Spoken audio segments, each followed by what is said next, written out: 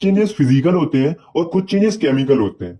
तो चलिए समझते हैं कि फिजिकल और केमिकल चेंजेस आखिर होते क्या है। तो सबसे पहले हम समझते हैं कि फिजिकल चेंज क्या होते हैं। तो these are the changes which can be reversed. मतलब ये ऐसे चेंजेस होते हैं जो कि आसानी से रिवर्स हो जाते हैं। For example freezing of water, यानी कि पानी का बर्फ में जमना। गाइस आपने नोटिस किया होगा जब हम पानी को रेफ्रिजरेटर में रखते हैं तो वह बर्फ बन जाता है, और जब हम उसे बाहर निकालते हैं तो वह वापस पानी बन जाता है। तो ये जो चेंज है वो फिजिकल चेंज है, क्योंकि यहाँ पर जो चेंज हो रहा है वो रिवर्सिबल है। अब हम समझते हैं केमिकल चेंजेस क्या होते हैं। तो these are the changes which can not be reversed. मतलब कि ये ऐसे चेंज होते हैं जो कि रिवर्स नहीं होते हैं। जैसे कि रस्टिंग ऑफ आयरन, मतलब लोहे पर जंग लगना। आपने देखा होगा कि जब हम लोहे को एटमोस्फेयर में खुला छोड़ देते हैं तो लोहे पर जंग लग जाती है और लोहा खराब हो जाता है। तो ये जो चेंज है वो केमिकल चेंज है, क्योंकि एक बार लोहा अगर खराब हो जाता है तो वह वापस उसी स्टेट में नहीं आ पाता है। तो चलिए अब हम इस चैप्टर के दो इंपॉर्टेंट टर्म्स को समझते हैं, जो कि है रिएक्टेंट और प्रोडक्ट। तो ये दोनों टर्म्स आपको इस चैप्टर में कई बार सुनने को मिलेंगे। तो चलिए समझते हैं कि आखिर ये रिएक्टेंट और प्रोडक्ट होते क्या है। तो सबसे पहले हम समझते हैं कि रिएक्टेंट क्या होते हैं। तो the substance which take part in chemical reaction are called reactants. मतलब कि ऐसे सबस्टेंस जो केमिकल रिएक्शन में पार्ट लेते हैं उन्हें हम रिएक्टेंट कहते हैं। नेक्स्ट है प्रोडक्ट। प्रोडक्ट क्या होते हैं? तो the substance which are formed in the chemical reaction are called products. मतलब कि ऐसे सबस्टेंस जो कि केमिकल रिएक्शन में फॉर्म होते हैं उन्हें हम प्रोडक्ट्स कहते हैं। तो चलिए रिएक्टेंट्स और प्रोडक्ट्स को एक एग्जांपल के थ्रू समझते हैं। जैसे कि जब सोडियम वाटर से रिएक्ट करता है तो वो sodium hydro oxide plus hydrogen बनाता है। तो दोस्तों इस रिएक्शन को अगर हम ध्यान से देखेंगे तो इस रिएक्शन में सोडियम और वाटर जो है वो रिएक्टेंट है, क्योंकि ये दोनों इस रिएक्शन में पार्ट ले रहे हैं। और जो सोडियम हाइड्रो ऑक्साइड और हाइड्रोजन है वे हैं प्रोडक्ट्स, क्योंकि ये दोनों इस रिएक्शन में फॉर्म हो रहे हैं। आई होप आपको रिएक्टेंट और प्रोडक्ट समझ में आ गए होंगे। तो अब हम इस चैप्टर के पहले टॉपिक को समझते हैं, जिसका नाम है chemical reaction. So the chemical reaction is the process in which two और more substance combine to form new substance. मतलब केमिकल रिएक्शन एक ऐसी प्रोसेस होती है जिसमें दो या दो से अधिक सब्सटेंस मिलकर एक नया सब्सटेंस बनाते हैं। फॉर एग्जाम्पल जब हाइड्रोजन और ऑक्सीजन की रिएक्शन होती है तो वाटर फॉर्म होता है। और दोस्तों इस रिएक्शन में जो हाइड्रोजन और ऑक्सीजन है वो रिएक्टेंट है, और जो वाटर फॉर्म हो रहा है वो प्रोडक्ट है। तो आप देख सकते हो यहाँ पर दो सब्सटेंस मिलकर एक नया सब्सटेंस बना रहे हैं, तो यहाँ पर केमिकल रिएक्शन हो रही है। तो केमिकल रिएक्शन क्या होती है ये तो हमने समझ लिया। अब हम ये समझते हैं कि केमिकल रिएक्शन होती है तो हमें क्या क्या चेंजेस देखने को मिलते हैं। तो जब केमिकल रिएक्शन होती है तो हमें ये चेंजेस देखने को मिल सकते हैं।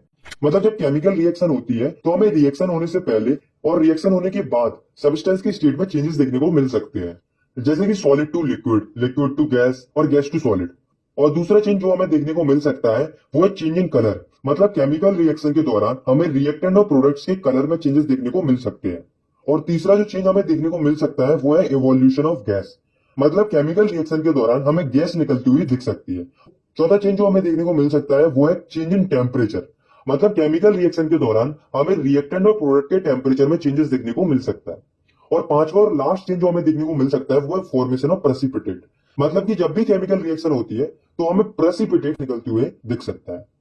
अब हम इस चैप्टर के सबसे इंपॉर्टेंट टॉपिक को समझते हैं, जो कि है केमिकल इक्वेशंस। तो यहाँ बेसिकली हमें तीन चीजों को समझना है, जो कि है कि केमिकल इक्वेशन क्या होती है, हम इन्हें बैलेंस क्यों करते हैं और हम इन्हें बैलेंस कैसे कर सकते हैं। तो हम तीनों टॉपिक्स को एक एक करके समझेंगे। तो चलिए हम इन तीनों टॉपिक्स को एक एक करके समझते हैं। तो सबसे पहले हम समझते हैं केमिकल इक्वेशन होती क्या है। तो chemical equation is the symbolic representation of a chemical reaction with the help of symbols and फॉर्मूले। मतलब केमिकल रिएक्शन को उनके सिंबल्स और फॉर्मूले की फॉर्म में लिखने को ही हम केमिकल इक्वेशन कहते हैं। फॉर एग्जांपल मीथेन और ऑक्सीजन जब रिएक्शन करते हैं तो वो carbon dioxide plus water form करते हैं। तो आपने देखा कि इस रिएक्शन को फॉर्मूले और सिंबल्स की फॉर्म में हमने कैसे रिप्रेजेंट कर दिया, और इसी रिप्रेजेंटेशन को हम केमिकल इक्वेशन कहते हैं। तो चलिए अब हम ये जानते हैं कि किसी भी केमिकल इक्वेशन को लिखते कैसे हैं। तो किसी भी केमिकल इक्वेशन में जो रिएक्टेंट होते हैं उन्हें हम लेफ्ट हैंड साइड पर लिखते हैं, और जो प्रोडक्ट होते हैं उन्हें हम राइट हैंड साइड पर लिखते हैं, जैसा कि आप इस रिएक्शन में देख सकते हो। तो चलिए अब हम आगे बढ़ते हैं और समझते हैं कि बैलेंस्ड केमिकल इक्वेशन क्या होती है। तो बैलेंस्ड केमिकल इक्वेशन वो इक्वेशन होती है जिनमें रिएक्टेंट और प्रोडक्ट्स के एलिमेंट्स के अंदर एटम का नंबर सेम होता है। तो चलिए अब हम ये समझते हैं why do we need to balance chemical equation. मतलब हमें केमिकल इक्वेशन को बैलेंस करने की जरूरत क्यों पड़ती है। तो हमें केमिकल इक्वेशन को बैलेंस करने की जरूरत इसलिए पड़ती है क्योंकि according to law of conservation of mass, mass can neither be created or nor be destroyed during a chemical reaction. मतलब किसी भी केमिकल रिएक्शन में मास को ना ही क्रिएट किया जा सकता है और ना ही डिस्ट्रॉय किया जा सकता है। तो इसका मतलब तो ये हुआ कि रिएक्टेंट और प्रोडक्ट दोनों का जो मास है वो इक्वल होना चाहिए। और ऐसा तो तब होगा जब रिएक्टेंट्स और प्रोडक्ट के एलिमेंट्स के अंदर एटम का नंबर सेम हो, क्योंकि अगर ऐसा नहीं होगा तो law of conservation of mass apply ही नहीं होगा। तो अब हमने ये तो जान लिया कि केमिकल इक्वेशन को बैलेंस क्यों करते हैं। तो अब हम ये समझते हैं कि how to balance a chemical equation, मतलब कि हम केमिकल इक्वेशन को बैलेंस कैसे करते हैं। तो केमिकल इक्वेशन को बैलेंस करने का कोई स्पेसिफिक मेथड तो है नहीं, इसे हम हिट एंड ट्रायल मेथड से बैलेंस करते हैं। तो चलिए अब हम कुछ रिएक्शन को बैलेंस करके बैलेंसिंग को सीखते हैं। तो सबसे पहले हम एक रिएक्शन को बैलेंस करते हैं जिसमें Fe यानी कि आयरन और वाटर जो है वो मिलकर आयरन ऑक्साइड और हाइड्रोजन बना रहे हैं। तो इस रिएक्शन को अगर हम ध्यान से देखते हैं तो इस रिएक्शन में रिएक्टेंट और प्रोडक्ट्स के अंदर एटम का नंबर सेम नहीं है और ये रिएक्शन अनबैलेंस्ड है। अब हमें किसी भी तरह से इस रिएक्शन के रिएक्टेंट और प्रोडक्ट में एटम का नंबर सेम करना है और रिएक्शन को बैलेंस करना है। आपको ये बात याद रखना है, किसी भी केमिकल इक्वेशन में हमें जो चेंज करना होता है तो हम हर एक एलिमेंट या कंपाउंड को ब्रैकेट में बंद कर देते हैं और जो कुछ भी मल्टीप्लाई या कोई भी चेंज करते हैं वो पूरे ब्रैकेट पर होता है, ना कि कोई पर्टिकुलर एलिमेंट पर। तो चलिए अब हम इस रिएक्शन को बैलेंस करते हैं। तो सबसे पहले हम एक टेबल बना लेते हैं जिसमें एक कॉलम में एलिमेंट का नाम और अगले कॉलम में रिएक्टेंट के एटम का नंबर और उसे अगले कॉलम में प्रोडक्ट के एटम का नंबर लिख लेते हैं। तो हम इस रिएक्शन के सभी एलिमेंट्स को एक एक करके बैलेंस कर लेते हैं। तो सबसे पहले हम देखते हैं आयरन को। तो आयरन के रिएक्टेंट में 1 और प्रोडक्ट में 3 एटम है। तो अब हमें यह देखना है कि हम किस तरह से आयरन के रिएक्टेंट और प्रोडक्ट में एटम का नंबर सेम कर सकते हैं। तो अगर हम रिएक्टेंट के आयरन जिसमें कि 1 एटम है उसमें 3 का मल्टीप्लाई कर दें तो रिएक्टेंट और प्रोडक्ट दोनों में एटम का नंबर सेम हो जाएगा और आयरन बैलेंस हो जाएगा। अब हम हाइड्रोजन को देखते हैं। तो हाइड्रोजन के रिएक्टेंट और प्रोडक्ट में पहले से ही दो एटम है और ये तो पहले से ही बैलेंस्ड है। तो अब हम बैलेंस करते हैं ऑक्सीजन को। तो ऑक्सीजन के रिएक्टेंट में 1 और प्रोडक्ट में 4 एटम है। तो अगर हम रिएक्टेंट के ऑक्सीजन में 4 का मल्टीप्लाई कर देते हैं तो ऑक्सीजन बैलेंस हो जाएगा। लेकिन अगर हम देखें तो रिएक्टेंट में ऑक्सीजन अकेला नहीं है, वो पूरे कंपाउंड की फॉर्म में है और जब 4 का मल्टीप्लाई करेंगे तो वो पूरे कंपाउंड पर होगा, जिसके कारण हमारा ऑक्सीजन तो बैलेंस हो जाएगा। लेकिन हाइड्रोजन जो पहले से बैलेंस था वो 4 का मल्टीप्लाई करने पर अनबैलेंस हो जाएगा और हाइड्रोजन के रिएक्टेंट में 8 एटम हो जाएंगे और प्रोडक्ट में रह जाएंगे 2 एटम। तो अगर हम प्रोडक्ट के हाइड्रोजन जिसमें 2 एटम है उसमें 4 का मल्टीप्लाई और कर देते हैं तो हाइड्रोजन भी बैलेंस हो जाएगा और दोनों रिएक्टेंट और प्रोडक्ट में 8 एटम हो जाएंगे। तो आप देख सकते हो कि इसी के साथ हमारी पूरी केमिकल इक्वेशन बैलेंस हो चुकी है। तो चलिए अब हम इस रिएक्शन को बैलेंस तरीके से लिख लेते हैं। तो 3Fe plus 4H2O gives Fe3O4 plus 4H2O। तो ये तो थी थोड़ी कॉम्प्लिकेटेड रिएक्शन। अब हम देखते हैं कि हम सिंपल और छोटी केमिकल रिएक्शन को कैसे बैलेंस कर सकते हैं। तो हम कोई भी सिंपल और छोटी सी रिएक्शन लेते हैं जैसे कि फॉर्मेशन ऑफ वाटर यानी कि पानी का बनना। तो हाइड्रोजन प्लस ऑक्सीजन मिलकर पानी बनाते हैं, ये तो हम सभी लोग जानते हैं। तो इस रिएक्शन को बैलेंस करने के लिए हमें टेबल बनाने की जरूरत नहीं है क्योंकि ये एक छोटी रिएक्शन है। इस रिएक्शन में हाइड्रोजन और ऑक्सीजन मिलकर वाटर बना रहे हैं और यहाँ पर हम देखें तो हाइड्रोजन के रिएक्टेंट और प्रोडक्ट दोनों में दो एटम है। इसका मतलब ये तो पहले से ही बैलेंस्ड है। लेकिन ऑक्सीजन के रिएक्टेंट में 2 और प्रोडक्ट में 1 एटम है। तो अगर हम प्रोडक्ट में 2 का मल्टीप्लाई कर देते हैं तो ऑक्सीजन बैलेंस हो जाएगा। लेकिन प्रोडक्ट में जो ऑक्सीजन है वो पूरे कंपाउंड के फॉर्म में और हम जो 2 का मल्टीप्लाई करेंगे वो पूरे कंपाउंड H2O पर होगा, जिससे हमारा हाइड्रोजन जो पहले से बैलेंस था वो अब अनबैलेंस हो जाएगा और प्रोडक्ट के हाइड्रोजन जिसमें 2 एटम थे उसमें अब 4 एटम हो जाएंगे। तो अगर हम हाइड्रोजन के रिएक्टेंट जिसमें 2 एटम है उसमें 2 का मल्टीप्लाई और कर देते हैं तो हाइड्रोजन भी बैलेंस हो जाएगा। तो अब हमारी ये रिएक्शन भी बैलेंस हो चुकी है और आप जितनी ज्यादा रिएक्शन को बैलेंस करने की प्रैक्टिस करेंगे उतनी जल्दी आप किसी भी केमिकल रिएक्शन को बैलेंस कर पाएंगे। तो अब आप केमिकल इक्वेशन को बैलेंस कैसे करते हैं ये तो सीख चुके हैं। तो चलिए अब हम अगले टॉपिक की तरफ। तो ये जो टॉपिक है वो भी काफी इंपोर्टेंट टॉपिक है इस चैप्टर का। तो चलिए अब हम देखते हैं केमिकल रिएक्शन कितने टाइप की होती है। तो केमिकल रिएक्शन 6 टाइप की होती है। Combination reaction, decomposition reaction, displacement reaction, double displacement reaction, oxidation and reduction reaction और एक्सोथर्मिक एंड एंडोथर्मिक रिएक्शन। तो चलिए अब हम इन सारी रिएक्शंस को एक एक करके समझते हैं। तो सबसे पहले हम समझते हैं पहले टाइप की केमिकल रिएक्शन को जो कि कॉम्बिनेशन रिएक्शन। तो the reaction in which 2 or more reactants combine to form a single product is called a combination reaction. मतलब कि ऐसी रिएक्शन जिसमें 2 या 2 से अधिक रिएक्टेंट मिलकर एक सिंगल प्रोडक्ट बनाते हैं, ऐसी रिएक्शन को हम कॉम्बिनेशन रिएक्शन कहते हैं। चलिए अब हम इस रिएक्शन के कुछ एग्जांपल्स को देखते हैं। तो पहला एग्जांपल है फॉर्मेशन ऑफ वाटर यानी कि पानी का बनना। जब हाइड्रोजन और ऑक्सीजन आपस में रिएक्शन करते हैं तो वाटर फॉर्म होता है और ये जो रिएक्शन है वो कॉम्बिनेशन रिएक्शन है क्योंकि यहाँ पर 2 रिएक्टेंट मिलकर एक सिंगल प्रोडक्ट बना रहे हैं।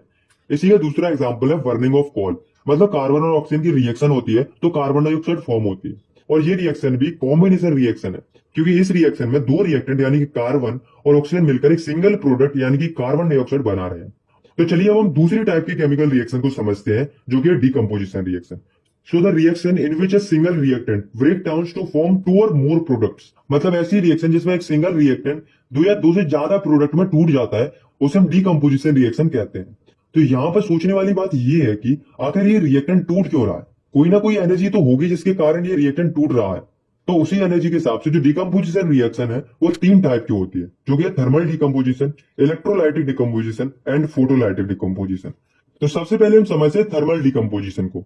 तो ऐसा डिकम्पोजिशन जो कि हीट के द्वारा किया जाता है उसे हम थर्मल डिकम्पोजिशन कहते हैं। फॉर एग्जाम्पल, जब हम कैल्शियम कार्बोनेट को हीट करते हैं तो वह कैल्शियम ऑक्साइड यानी कि क्विक लाइम और कार्बन डाइऑक्साइड पर टूट जाता है। दूसरी टाइप की डिकम्पोजिशन रिएक्शन है वो इलेक्ट्रोलाइटिक डिकम्पोजिशन। तो ऐसा डिकम्पोजिशन जो कि इलेक्ट्रिसिटी की हेल्प से किया जाता है उसे हम इलेक्ट्रोलाइटिक डिकम्पोजिशन कहते हैं।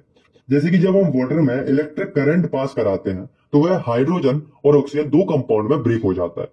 तीसरे टाइप की डिकम्पोजिशन रिएक्शन है फोटोलाइटिक डिकम्पोजिशन, मतलब ऐसा डिकम्पोजिशन जो कि लाइट एनर्जी की हेल्प से किया जाता है उसे हम फोटोलाइटिक डिकम्पोजिशन कहते हैं।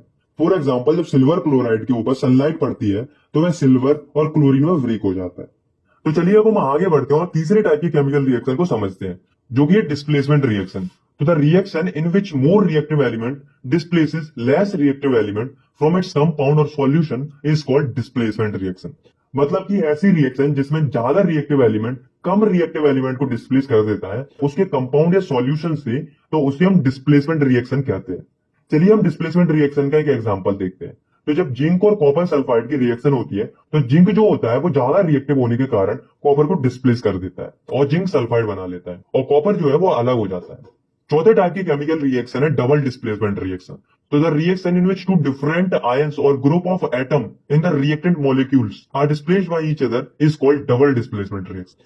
मतलब ऐसी रिएक्शन जिसमें दो अलग अलग आयंस और एटम के ग्रुप रिएक्टेंट के मॉलिक्यूल में एक दूसरे के द्वारा डिस्प्लेस किए जाए, तो ऐसी रिएक्शन को हम डबल डिस्प्लेसमेंट रिएक्शन कहते हैं। फॉर एग्जांपल, जब सिल्वर नाइट्रेट और सोडियम ब्रोमाइड की रिएक्शन होती है तो सोडियम जो है वो ज्यादा रिएक्टिव होने के कारण सिल्वर की जगह ले लेता है और जो सिल्वर जो है वो सोडियम की जगह ले लेता है और इसके कारण जो कंपाउंड फॉर्म होते हैं वो है सिल्वर ब्रोमाइड और सोडियम नाइट्रेट। तो अब हम समझते हैं पांचवी टाइप की केमिकल रिएक्शन को, जो कि है ऑक्सीडेशन एंड रिडक्शन रिएक्शन। तो चलिए अब हम एक एक करके इन दोनों रिएक्शन को समझते हैं। तो सबसे पहले हम समझते हैं ऑक्सीडेशन रिएक्शन को। So oxidation can be defined as the process in which oxygen is added to a substance or the process in which hydrogen is removed from a substance or the process in which substance loses electron. मतलब कि oxidation एक ऐसी process होती है जिसमें कि किसी भी सब्सटेंस पर ऑक्सीजन ऐड हो रहा हो या फिर किसी भी सब्सटेंस से हाइड्रोजन रिमूव हो रहा है या किसी भी सब्सटेंस से इलेक्ट्रॉन्स लूज हो रहे हैं, ये होती है ऑक्सीडेशन। तो चलिए अब हम ऑक्सीडेशन के कुछ एग्जांपल को देखते हैं। तो जब हम कॉपर और ऑक्सीजन को हीट करते हैं तो कॉपर ऑक्साइड फॉर्म होती है और ये रिएक्शन ऑक्सीडेशन रिएक्शन है, क्योंकि यहाँ पर जो ऑक्सीजन है वो कॉपर में ऐड हो रहा है। और जब हाइड्रोजन सल्फाइड और ऑक्सीजन की रिएक्शन होती है तो वाटर फॉर्म होता है और सल्फर फॉर्म होता है। तो ये रिएक्शन भी ऑक्सीडेशन रिएक्शन है, क्योंकि यहाँ पर हाइड्रोजन जो है वो हाइड्रोजन सल्फाइड से रिमूव हो रहा है। और ये एक और रिएक्शन है जिसमें जिंक में से दो इलेक्ट्रॉन लॉस हो रहे हैं, तो ये भी ऑक्सीडेशन रिएक्शन है क्योंकि यहाँ पर इलेक्ट्रॉन लूज हो रहे हैं। तो चलिए अब हम समझते हैं कि रिडक्शन रिएक्शन क्या होती है। तो ये जो रिएक्शन होती है वो ऑक्सीडेशन रिएक्शन की बिल्कुल अपोजिट होती है। So reduction reaction can be defined as the process in which oxygen is removed from a substance or the process in which hydrogen is added to a substance or the process in which substance gain electrons. मतलब कि reduction एक ऐसी process होती है जिसमें किसी भी substance से ऑक्सीजन रिमूव हो रहा हो या फिर किसी भी सब्सटेंस पर हाइड्रोजन ऐड हो रहा हो या फिर किसी भी सब्सटेंस में इलेक्ट्रॉन ऐड हो रहा हो।